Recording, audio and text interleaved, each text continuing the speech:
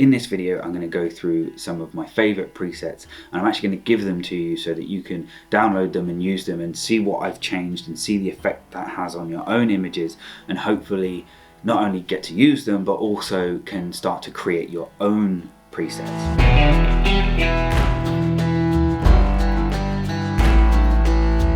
So what are the pros and cons of presets? So first of all, that the pros are that you can, once you've created a preset, then you can just use that preset on any other images and not only match them so they all look the same, but also you can recreate looks very quickly without having to spend lots of time tweaking certain images. So that's the plus with presets. The downside with presets is if you're reliant on them and you don't know how to use your editing software to its fullest, then you're limiting yourself by not taking the time to learn how to actually create these in the first place. So hopefully this video will not only give you an idea of why presets can be useful, but also how to create your own. I have lots of presets and I've bought presets from other photographers. It really does help you understand their editing process, and I've learned a lot from it, but now I tend to stick to my own. And if I want to create a certain look, I might find out how to create that look, but then I'm going to tweak it to my own preferences and then create my own. So let's get going with one of my favorite ones. So I'm going to use this image of a Lamborghini. It's one of my favorite images, and it's shot in one of my favorite environments, quite an industrial vibe. In the final image, I actually ended up editing out this car in the background, but for the purposes of this, you can just see how this works. So I'm going to show you the before and after with this preset. This is one of my favorite looks, and it's a almost black and white, but not quite. Very dark, very moody style. And if I select this, you can now see that what I've done here is I've cooled off the image a lot with the white balance. I've dropped the exposure slightly, I've upped the contrast quite a lot, and I've just tweaked this whole image to create this darker vibe. And I've also played around with the curve, I've lifted the black slightly, I've added some blue into the shadows and into the highlights. I've added quite a bit of sharpening, but I've masked that off. And I've also tweaked the colors in the HSL tab. So I've tweaked the hues of quite a lot of the colors, and I've desaturated a lot of the color to try and create this almost black and white mono look, which is why it's called dark mono. So that's how you can create this kind of look, is by looking at the scene and going, I don't like the yellows in the scene, so there's quite a lot of yellow lighting in this scene, which is why I've cooled it down a lot, but I've also then pulled that color out to create this kind of sparse industrial look. This should work with images where you've got a car that is a neutral tone, so whites, blacks, greys, and in an environment like this that's industrial looking, where you want to get rid of any color hue from the lighting that's in there.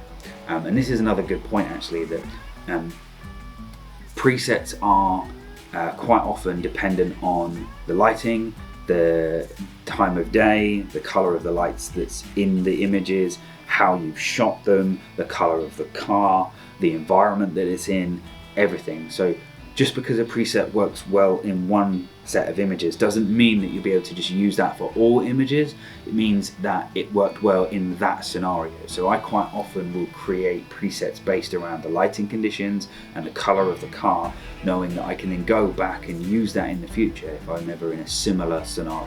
So that's the first preset.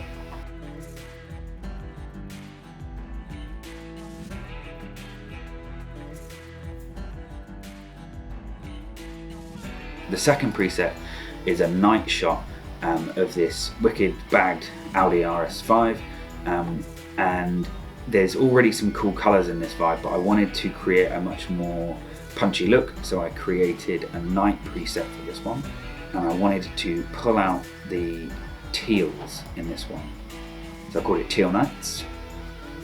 So as you can see, it's creating this kind of night image, lots of cool tones to it. Nice yellow vibrant colors, but also some teal look and darkening off quite a lot of the rest. So in this one, this is how I've made it. And as you can see, there's some curve work in there and some color work in there. Lots of purple into the shadows. And then I've tweaked the calibration tool here at the bottom, which is effectively, it affects the colors, but it affects all colors in the image. So when you're pushing the yellows towards green, it adjusts all the other colors in the image to balance this, rather than just the HSL tab, which only affects all the reds or all the yellows in that image, whereas the calibration tool is a kind of balancing act between different tones. So yeah, so this one's a cool one for night. It kind of pushes most of the lighter tones towards blue, which creates this kind of teal vibe.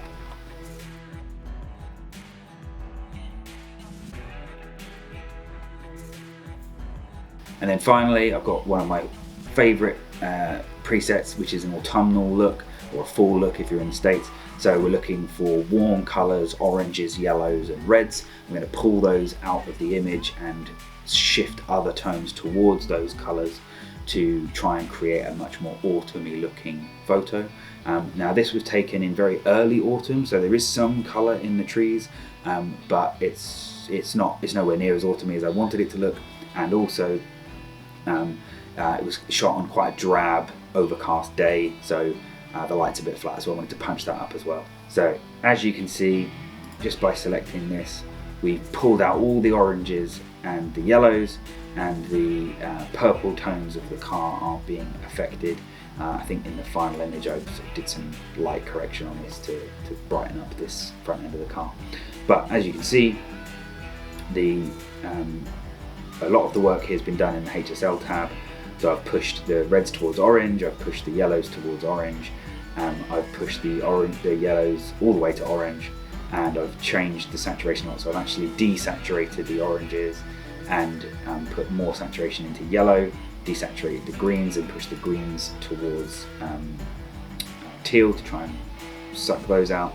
And then I've put a lot of orange into the highlights, and then down in the calibration tab I've also pushed everything towards the orange spectrum and pulled out some of the blues and upped the greens to create this orangey teal, orangey autumn vibe.